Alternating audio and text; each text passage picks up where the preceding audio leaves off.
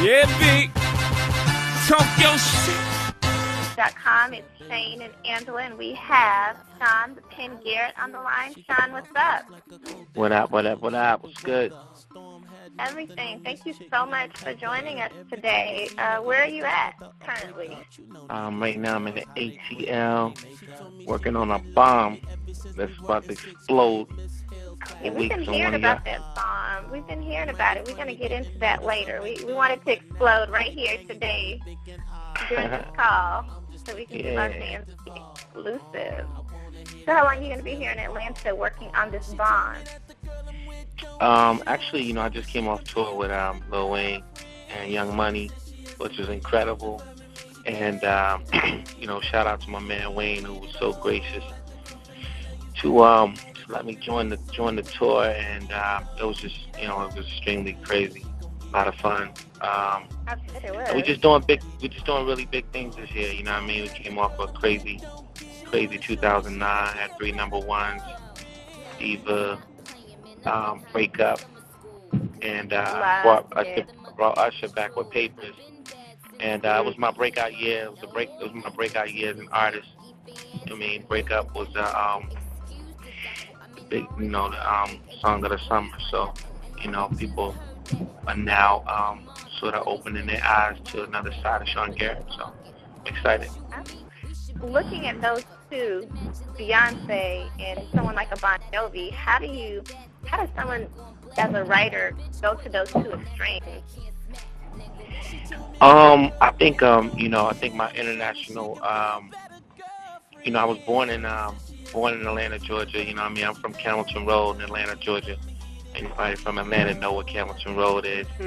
But I moved to Europe when I was 5 years old, and I actually grew up in Europe. So, the contrast from being from the hood, being from America, to and being from the South, and moving, my dad's from Philly. So having that northern, the South and the North in my house, and then, traveling abroad, growing up speaking 3 languages, and sort of growing up in Germany, and then growing up in England, and, what I'm saying, my high school summer trips was like, going to Spain for like 2 weeks. You know what I'm saying? That was our. That's awesome. That was like our senior class trip and stuff like that. So those type of experiences. And then, I signed my first record deal when I was like 15 years old. And so, just traveling the world with all these different type of international artists just sort of gave me such a wide range of I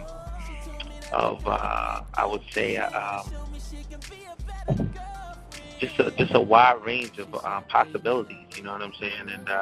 And I've always been very musical. My mom got me involved in talent shows when I was like 4 years old, and we always knew that I was blessed with the ability to sing, and writing and producing just came with it. You know what I mean? I started writing my own songs when I was like 6. So I had always saw myself as being a superstar artist. But little did I know that that God would give me the ability to not only be great as an artist, but to be able to sort of be named the pen by somebody like Jay-Z, which is a humongous blessing. But then on top of that, just had the ability to jump in and jump out of so many different Superman suits, and deliver for the biggest artists in the world. Like records like London Bridge, or DeMilo for Enrique Iglesias, which wound up being one of the biggest records in Billboard history, biggest Latin records in Billboard history. So I just been really, really blessed, just to, and I think the one thing that's paying off is that I've always taken this very, very seriously, and I wasn't scared to stand up to the different people that told me, as a songwriter, oh, you're gonna blackball yourself out the game because you want to get paid as a songwriter. And I was determined to make the songwriter important again. My mentors, Lionel Richie, you know what I'm saying, And Oh, wow. So you people have a like, close relationship with Lionel Richie. How's that? I mean, it's really great. It's like the Godfather, the heaven sent Godfather.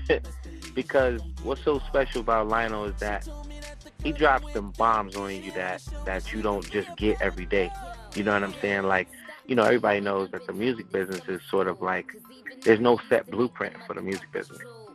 And if you don't have people, or if you don't have someone that can give you the knowledge that you sort of need in certain levels of your career, you could find yourself getting into a contract that you probably can regret, or you could find yourself getting into a situation that's regretful.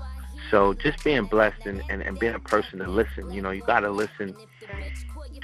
You got to be, you can't get so caught up in yourself and so caught up in your success that you fail to listen and sort of pay attention to some of the greatest of all time, you know what I mean? And then to have, someone like Lionel Richie, who I've always looked up to and wanted to be just like, because Lionel was one of those songwriter, producers, artists that did it all. He still travels the world, and I mean, he makes an enormous amount of money still, just touring and stuff like that. So, I mean, you gotta just tip your hat off to somebody like that who thinks that you are, thinks that you're worthy of his mentorship. Well, that's great to have that experience. And something I was going to say, and we definitely, both of us noticed that night of the Gillette Men of Style Awards, is that you have like an amazing spirit, very friendly.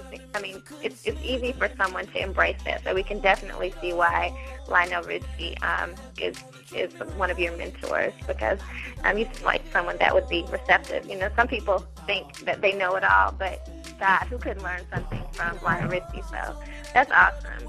That's really awesome. We talked about starting as a songwriter, and lately, I mean, you've had an album that released in Japan. You've been on the breakup song. You wrote that. You sung in that. You're a natural at writing.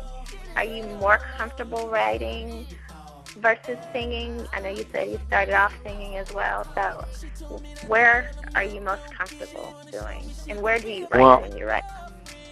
I'm actually, little that people know, I'm a songwriter, producer, artist. A lot of people don't really understand how difficult it is to produce these records. Like, being a writer, I think what's so great about my career is that every day people are finding new things out about me, and they're like, oh, I didn't know you did that. Oh, I didn't know you do that. Oh, damn, I didn't know you did that, And so, it's like all of it is who I am. It's just that in life, you can't particularly do it all at once.